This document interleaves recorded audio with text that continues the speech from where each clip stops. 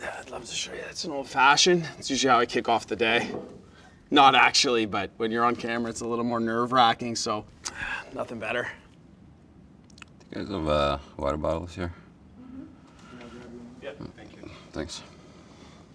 No voice exercises? Hum dum dum dum day. La la la la la la la. I'm here because I believed in something different. I believed that something needed to change. What we're doing at Unreserved is definitely the most disruptive thing that's ever happened to Canadian real estate. Hash it out. Duke it out now. If it was easy, everyone would be doing it. What the response is going to be, I imagine, will be combative. They'll probably come at us. What's on the line for me is basically my reputation. All of a sudden say, fuck it, I'm going back in. Which I think is bigger than anything else. Everybody's looking, right? So it is a stressful moment. We were a technology company with no technology. I've already bought 25 houses, we're gearing up for launch, and I'm being extorted by someone I trusted. Nobody knows if this is gonna work or not. It just came in.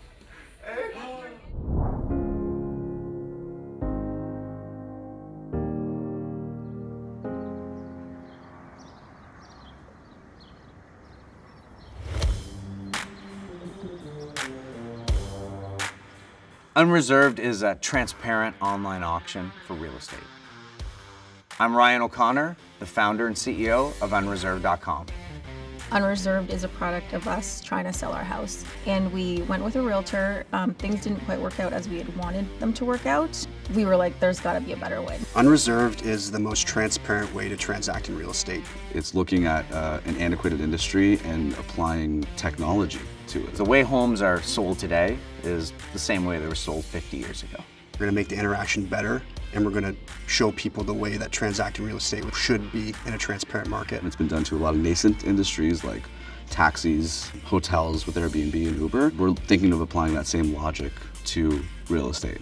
That what we are doing is truly disruptive in its actual sense. The industry's been looking to be disrupted, and Unreserved is that disruption. The goal of the organization is to bring disruption to the market. Has that word been thrown around a lot? I can imagine, eh?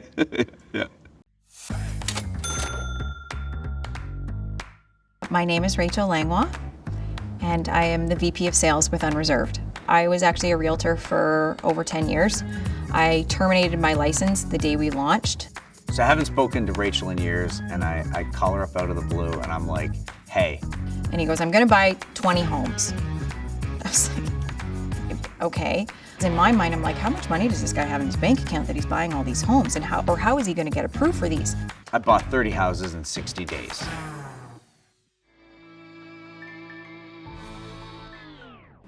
Ryan is a crazy, unpredictable genius. He'll be there in the worst of times for you, he'll be there in the best of times, and he's there to bring people up. He has a high risk tolerance. You see it? Okay. Oh, nice. Yeah. He's like no other. And like I've worked with a lot of eccentric entrepreneurs and founders and CEOs through my career, but there's something special about that guy. Ryan is energetic, passionate, a risk taker. The crazy thing about going all in on something is you can't go back.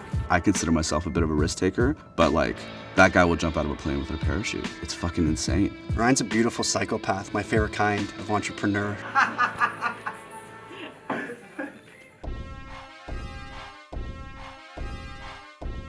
A lot of our parents trained us to be selfless, and that's a virtuous thing to be. But if you're selfless, you're not looking out for yourself, you're no good for anybody. I was a car dealer, and in 2001 was the beginning of my legal troubles. Where we went wrong was I hired ex-bank people who knew the bank's scoring system better than the banks did. We were marketing to the masses, buy a car and get $15,000 cash back. So we were cutting checks to consumers to the tune of about $1 million a month. That had a massive day of reckoning. He's absolutely guilty of not paying attention. However, that was just part of a learning curve for him, because I think once he found out what it all went down, even though he wasn't directly involved, he still took the fall for everything. It blew up spectacularly in the spring of 2007. That's when the police raided the dealership.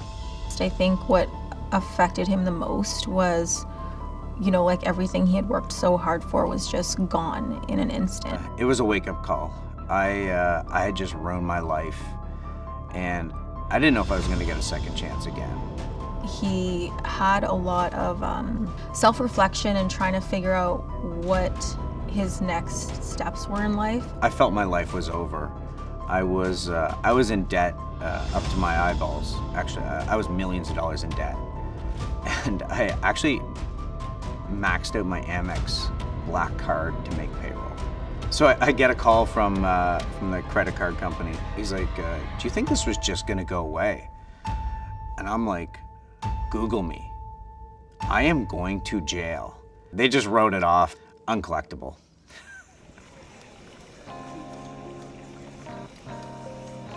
When my legal trouble settled in 2009, I had to wear an ankle bracelet for 6 months. I had a really cool probation officer, and she would allow me to conduct business meetings at coffee shops. Probation officer let him see me, specifically at Starbucks, you know, to talk about business. We would meet for coffee, you know, 3 or 4 times a day, and we were just brainstorming.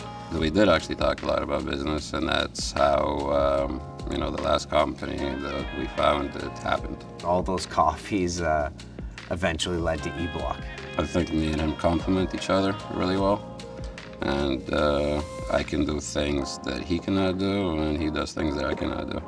E-Block was a once-in-a-lifetime experience, and 2 years in, we were actually almost insolvent. Now, it's a billion-dollar company. Automotive was where we started, where we've been for the longest time. You know, real estate is something that we're both pretty passionate about. Dimitri's always the smartest guy in the room. I'd be lost without him. My name's Matthew Hoare, with an H, and my title is president. Is that a qualifier you have to do a lot? I mean, yeah, the H isn't silent, so I just want everyone to know. Matt was the chief financial officer at Flow, and I was able to learn that Flow was a lot like E-Block in the early stages. When I was at E-Block, I was envious that I didn't have a guy like Matt in the early stages as a right hand.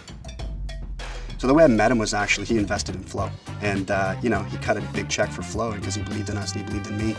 What's interesting about both of those businesses, they were both, you know, grinding for capital, and so I think the way we connected is we would meet, you know, every couple months, green in the face, trying to figure out our business problems. A lot of times it was capital. He would always blow my mind with his ideas, and in a lot of ways he built up my confidence in what I was doing with Flow, and I think a lot of ways I supported him around structure with what he was doing with E-Block.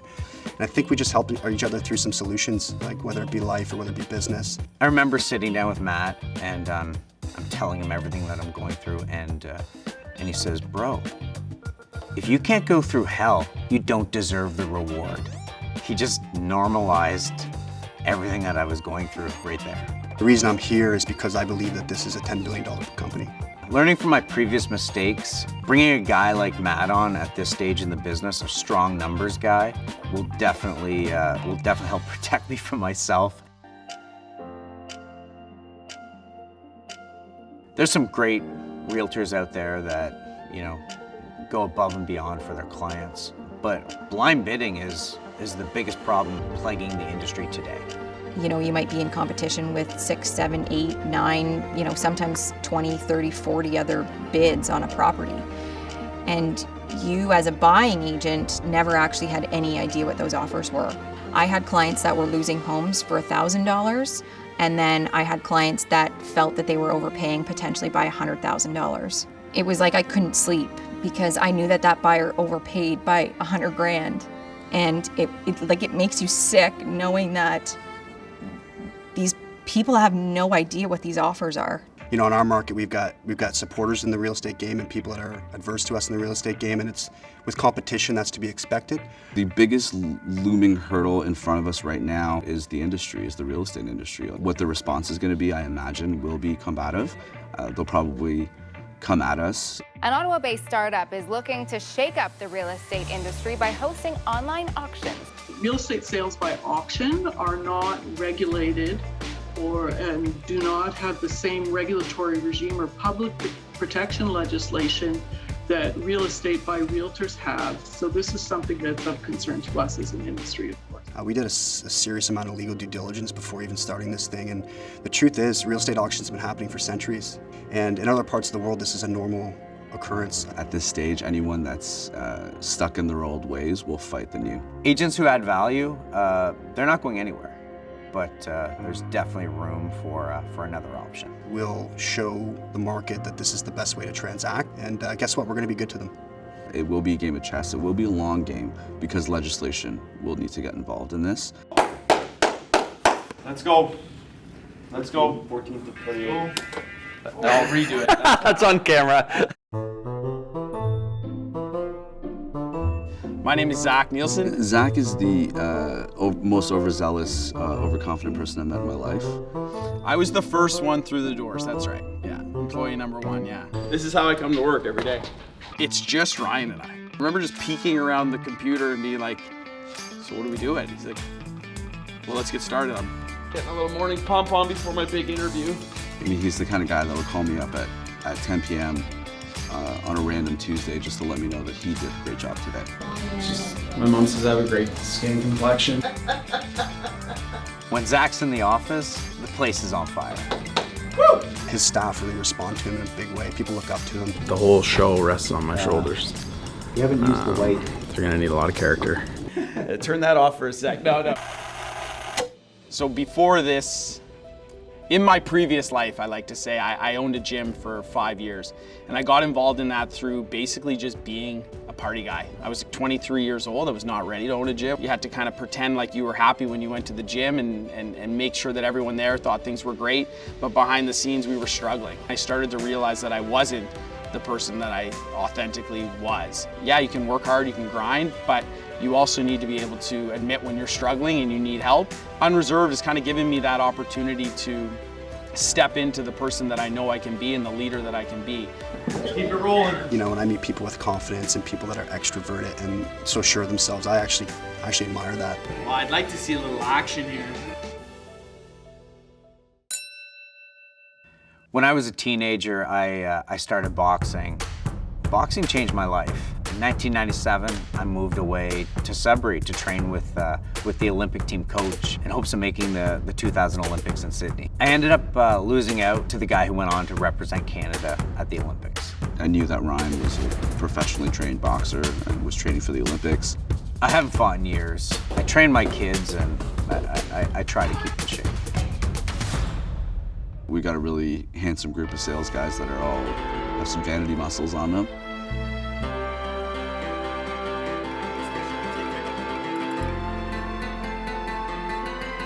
They're all gonna line up and fight me. This is gonna be fun. Zach, how you feeling about this fight? We wanted to have all the sales guys step into the ring and sort of get a feel for what it's like to be a fighter and to have to sort of fight your way out of a corner. I feel confident. I mean, I assembled this sales team because I knew they were killers. I thought it was ridiculous that we were doing it, but I said, shit, we may as well do it now before we have HR. So that's really what it came down to. No, obviously we're the heavy favorites. 5 guys versus 1.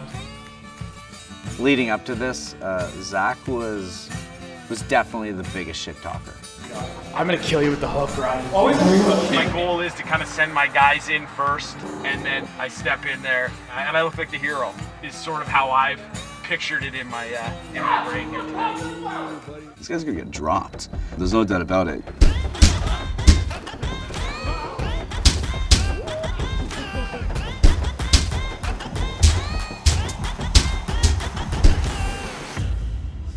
Knocking them off one by one was a ton of fun. Zach was throwing bombs and catching nothing but air. Being a boxer, there's nothing more exhausting than catching air. Do I think that I punched air a little bit? Yeah, but I think that's also making sure that he keeps his distance. You can't hit what you can't see, right? So he couldn't get close enough to me to hit me back while I'm throwing those haymakers. I mean, Zach came in very overzealous. in that ring. I mean, to say that he lost would be a bit of an understatement. I definitely stepped it up with Zach. One punch that hurt his jaw and was on a liquid diet for a couple of weeks. I almost broke my jaw. Like, that's not a joke, he almost broke my jaw. But the fact that I didn't go to HR is only because we didn't have it. He got a little love tap, he's okay. He definitely showed us all what it takes to truly be a fighter.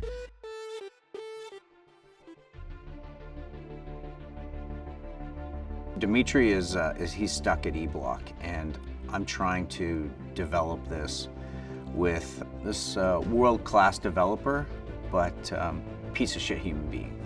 He says, I want to talk to you about my equity. And he goes, I want it all for free.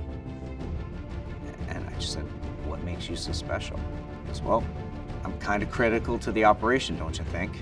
I've already bought 25 or 30 homes at this point, and I feel like I'm being extorted by someone I implicitly trusted.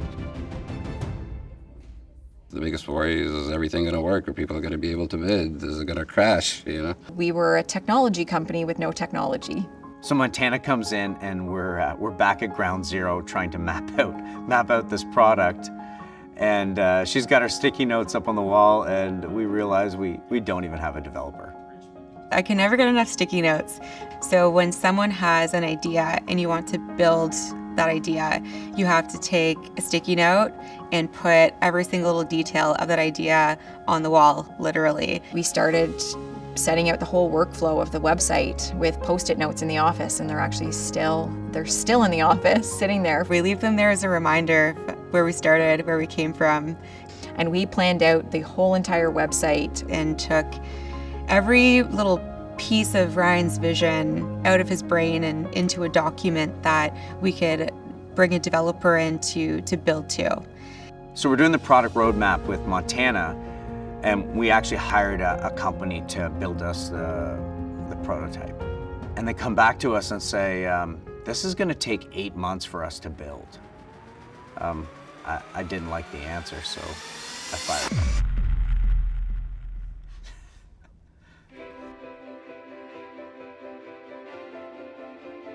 So we're trying to hire our own in-house developers, and Dimitri's slammed with the E-Block, but I'm like, man, you've got to be able to help us on the interview process. I'm not qualified to interview anyone. So he's interviewing a fellow by the name of David, and halfway through the interview, he texts me, and he's like, lock this guy down. He, is just like your typical coder. So we agree on salary, stock options. He's super happy, and I said, do you think you can have this done in 60 days? He goes, I think so. And I said, okay, well, if you can do this, there'll be an extra $25,000 bonus for you. And I remember turning to Ryan and I said, either David Canucci is the hero we've been waiting for, or this guy is full of shit. And we kind of laughed, because what else are you gonna do? He got the $25,000.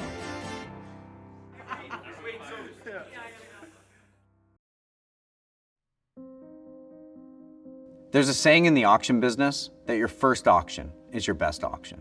We had 6 weeks to get these properties closed that Ryan had bought, get them staged, and get them ready for the first auction. 2 months ago, there was no one in the office, and now we've got this massive team of people prepared to, they've all thrown everything that they have away to come join what we're doing. I've had so many people leave their careers to join this. And my brother left his 15-year career with Minto as an inspector on what some people are calling a pipe dream. If the platform doesn't work, if there's a bug in it, and if our consumers lose confidence in us, then it could be the end of Unreserved. I feel like this first auction is actually make it or break it for us. Fear of failure is real. This is a house that I bought in the peak of blind bidding. I paid $721 for it. Rachel thinks we'll be lucky if it pulls high sixes. Rachel brings a level of sophistication to the actual real estate market that we wouldn't have had otherwise. She can look at a house and tell you what it's worth within $10,000. It's crazy. We actually had no idea if these houses were going to be ready. The launch is coming up, and I'm nervous, I'm fucking scared. I was pacing, sweating. I was so scared that the platform was just going to completely break down. I mean, as much as you can be prepared, you never know, because you can't account for absolutely everything, right? Every single auction, you're on the phone with the seller, and it's just a Rolodex. We need multiple buyers engaging in the platform. If we don't have buyer engagement, we have nothing. Bids coming in right now. We've had 9 unique bidders in the last $20,000.